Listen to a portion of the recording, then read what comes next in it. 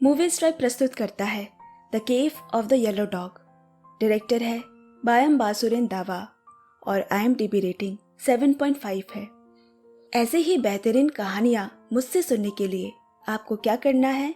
Channel subscribe, notification bell hit और like and like.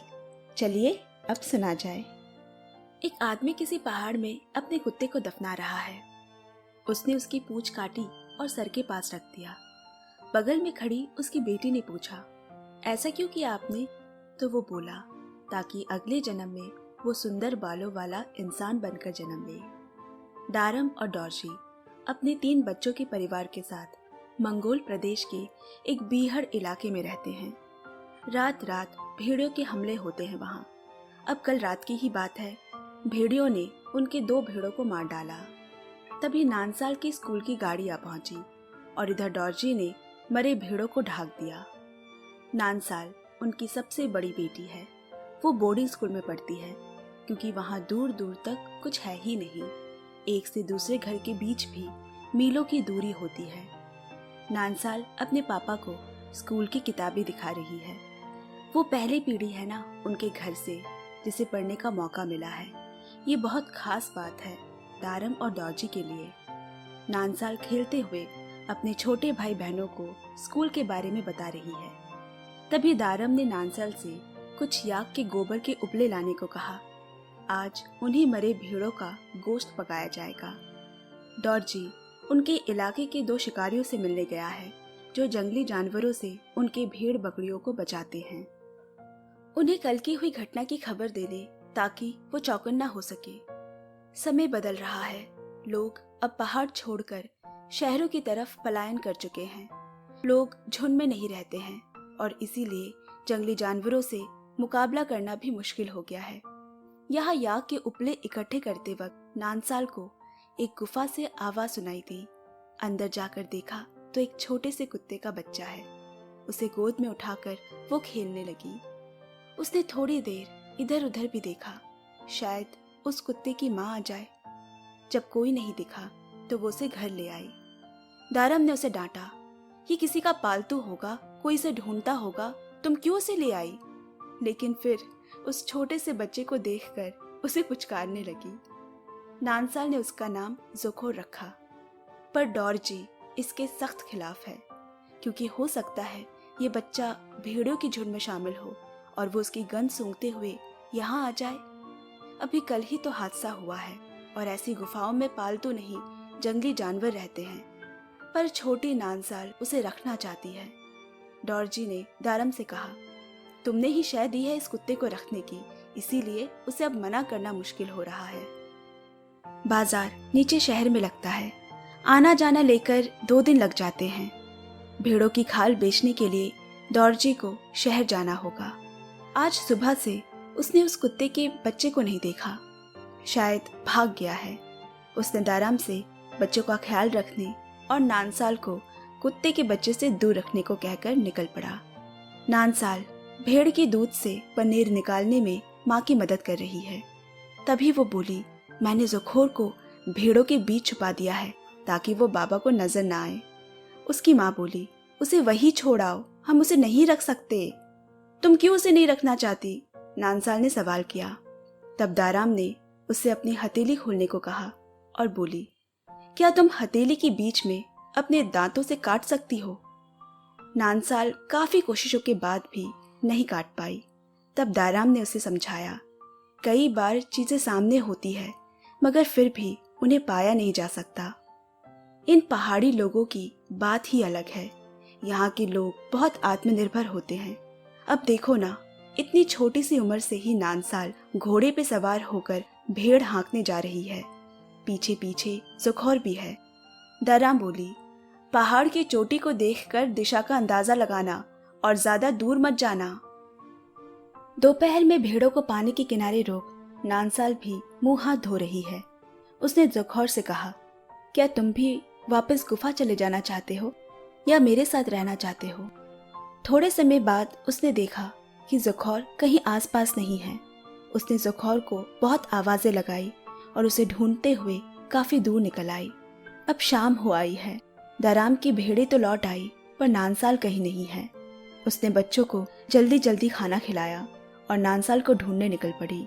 यहाँ नानसाल को एक पुराने छोड़े हुए घर में ज़ुखौर मिला, लेकिन लौटने के रास्ते में मौसम खराब हो गया।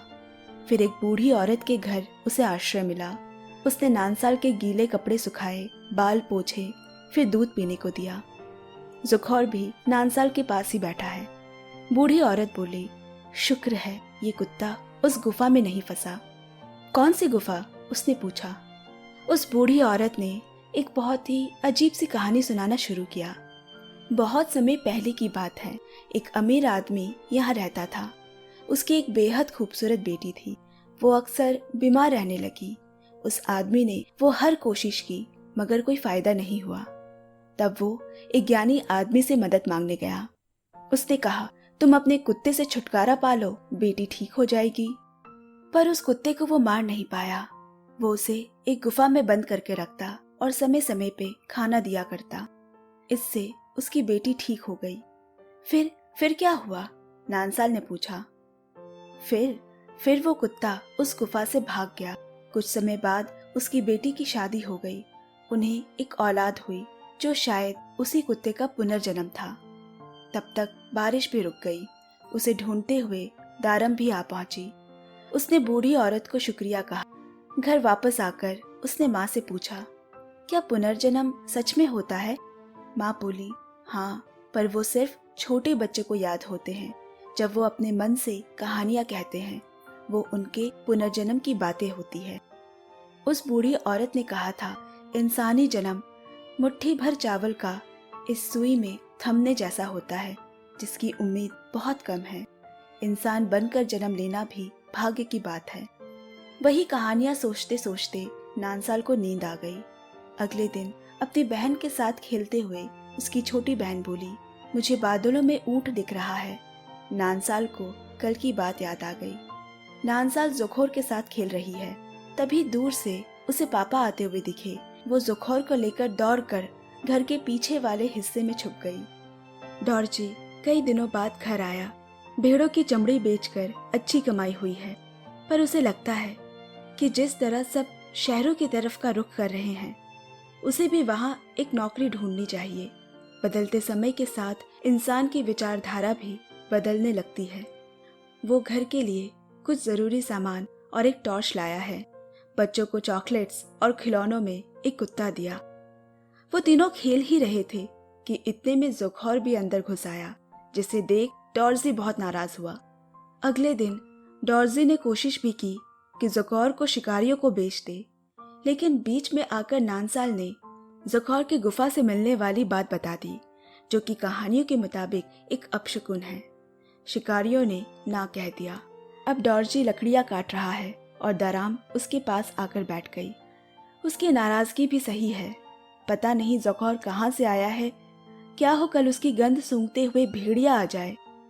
अब गर्मियां खत्म होने से पहले उन्हें पहाड़ी से नीचे उतर जाना होगा। पहाड़ी लोगों का जीवन खाना बदोश की तरह होता है। कुछ दिन बाद ही वहां से अगली जगह जाने की तैयारी होने लगी। बच्चे भी उनका हाथ बटा रहे हैं। जाने वाले दिन डॉर्जी ने ज़ुखौर को दूर जाकर एक जगह बांध दिया। नानसाल जाने से पहले ज़ुखौर को खाना खिला रही है। पापा उसे साथ नहीं ले जाने देंगे। बैलगाड़ियों पे सामान लाद कर वो लोग नई जगह के लिए रवाना हुए। डॉर्जी घोड़े पे सवार भेड़ों को हाँकता हुआ जा रहा है और नानसाल बैलगाड़ी पे बैठे ज़ुखौर को देखते हुए जा रही है।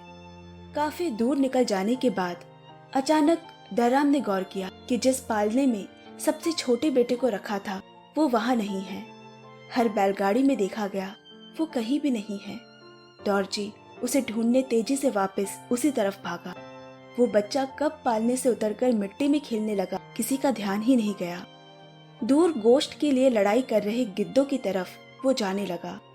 रस्सी से बंधा ज़ुखौर ये देख जोर जोर से भौंकने लगा। बच्चों को गिद्ध बड़े आकर्षक लग रहे हैं।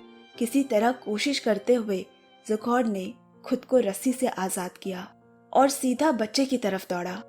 इससे पहले कि कुछ अनर्थ होता, वो जोर जोर से भौंककर गिद्धों को उड़ाने लगा। तभी डॉर्जी भी पहुंच गया। अपने बच्चे को सही सलामत देख उसकी जान में जान आई। डॉर्जी ने ज़खौर के ऊपर प्यार से हाथ फेरा। आज उसी की वजह से ही उनका परिवार सही सलामत है। अंत में दिखाता है वो लोग नए घर की ओर जा रहे हैं और ज़खौर नांसल की गोद में बैठा है। वो पूरी उम्र उनके साथ रहा। मूवी यहीं ख़त्म होती है। दोस्तों, आज की एक्सप्लेनेशन कैसी लगी कमेंट में हमें ज़रूर बताना। बाकी क्या करना है आप जानते हैं, लाइक, शेयर एंड सब्सक्राइब। जल्द फिर मिलते हैं नेक्स्ट वीडियो के संग। Till then, bye bye, love you and take care.